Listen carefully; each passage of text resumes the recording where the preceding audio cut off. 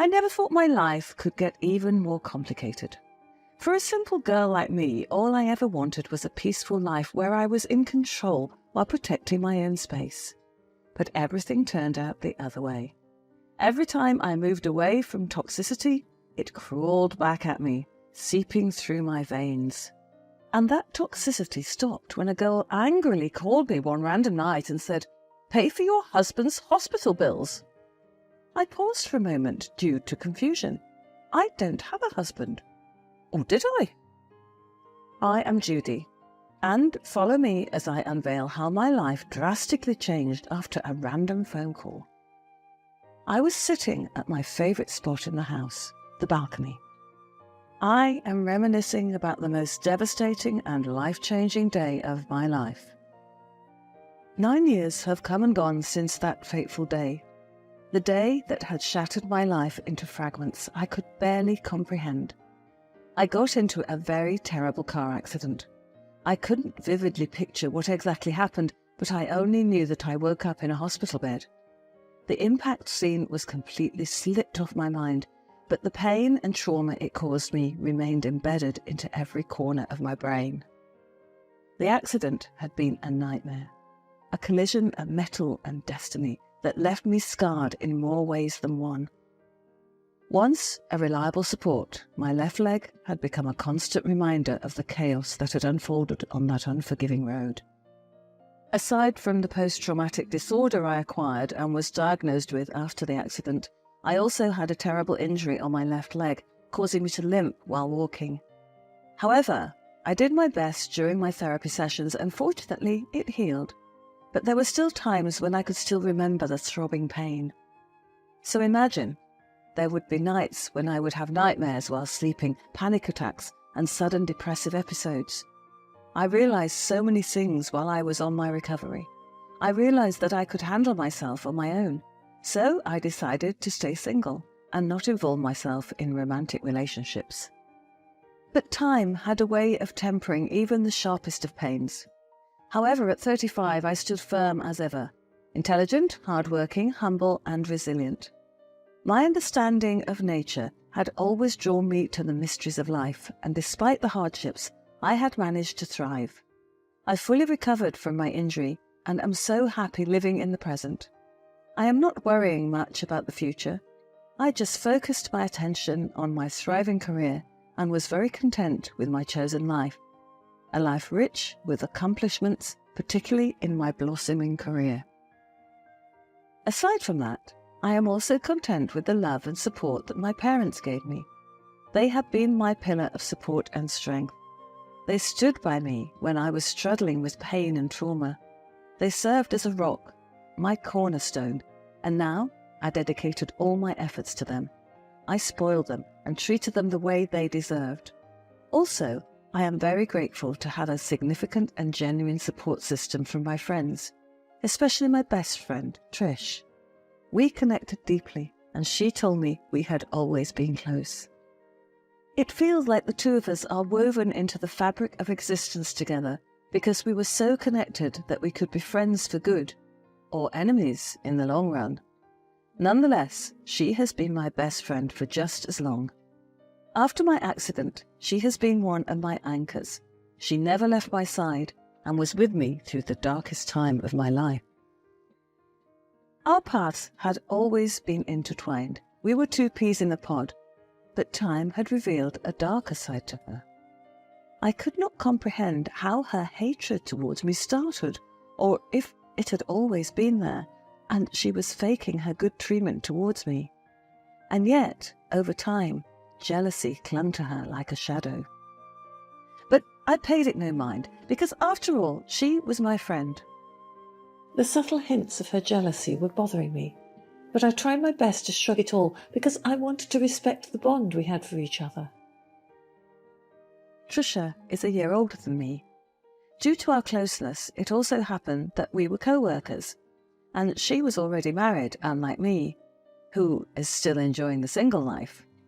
But despite our closeness, she still refused to reveal things to me, even the most important ones. For example, her husband. The face and entire life of her husband remained a phantom in my world. His overseas work had kept him at a distance, and whenever I asked about her husband, Tricia would divert the topic and sometimes get annoyed at me. I am so curious as to why she would act that way.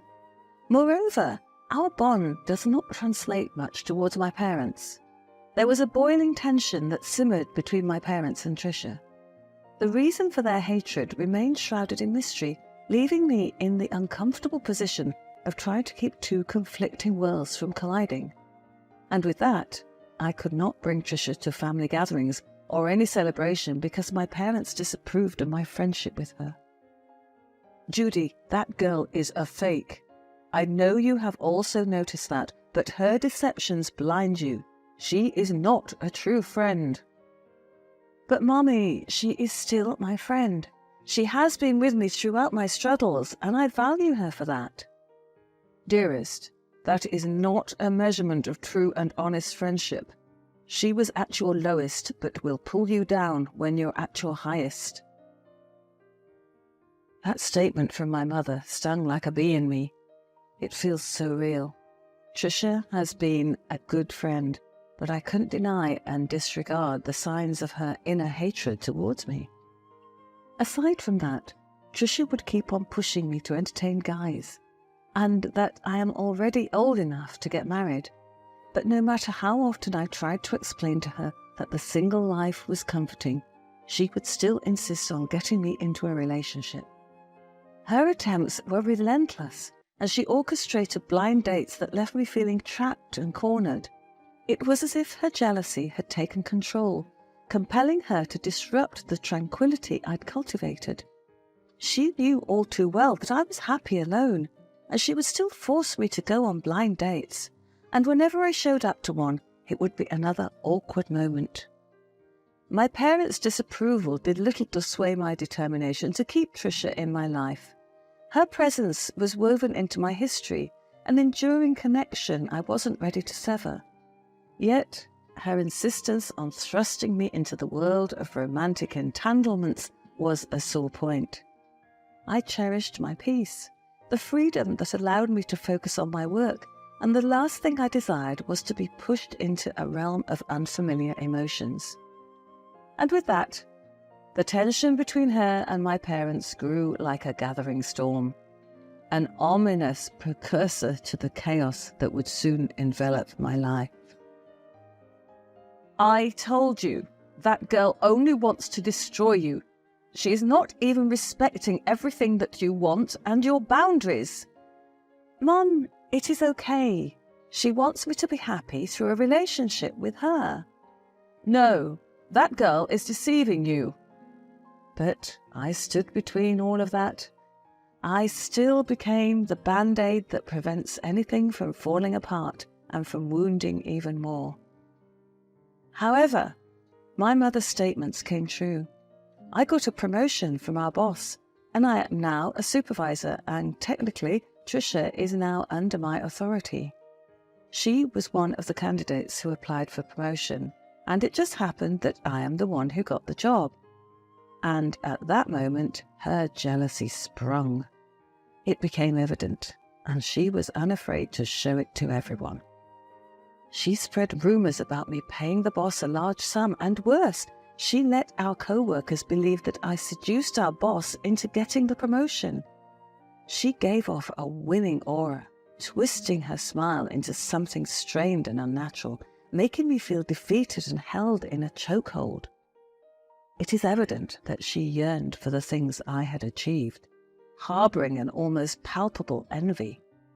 A friend turned adversary, and she had grown adept at disguising her resentment with a fake friendship. I tried to confront her, but the moment I talked to her, it seemed like she was no longer my friend. Tricia, we need to talk about these rumors. What's going on? Rumors?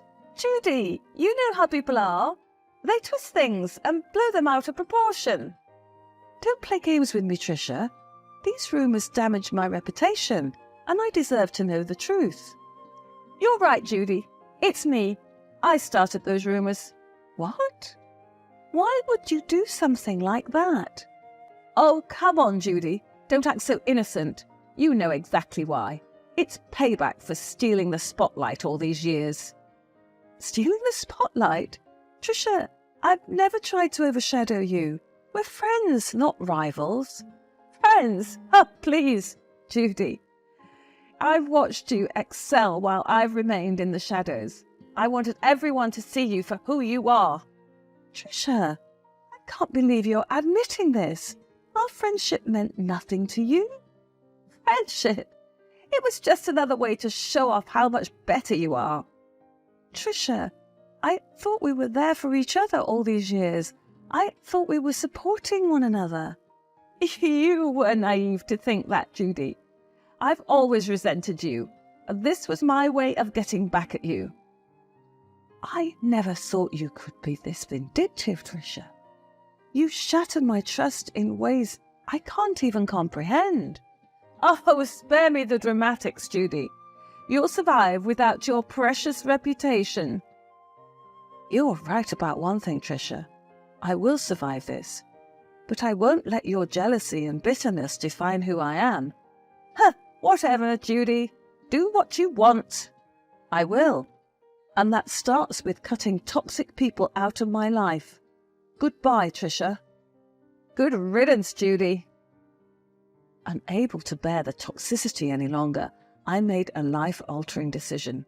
I fled that city, leaving behind the pain and the suffocating grip of Trisha's manipulations. A new town became my sanctuary, where I could rebuild my life on my terms. The simplicity of my surroundings brought a sense of renewal. I felt like I was breathing fresh air for the first time in years. Despite the distance, Trisha's cruelty persisted. Her hatred seemed boundless, her determination to tarnish my name unwavering. She used my image on dating applications, luring unsuspecting victims into her web of lies. I was so shocked when many people called my number and sent me hateful messages telling me I was a catfish and that I ditched them on our dates.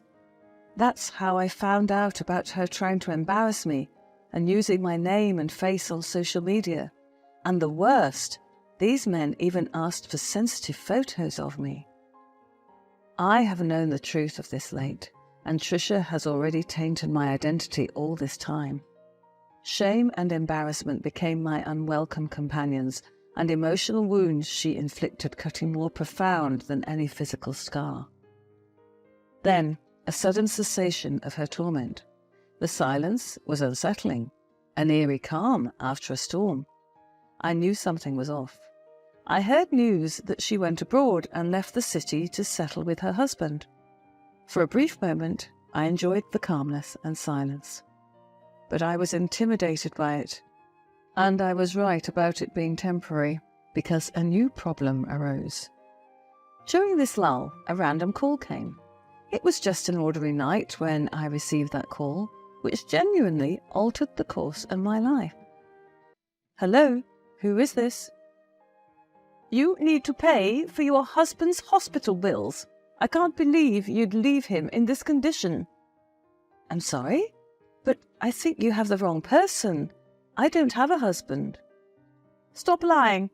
I'm your niece, and I know what you've done. Niece?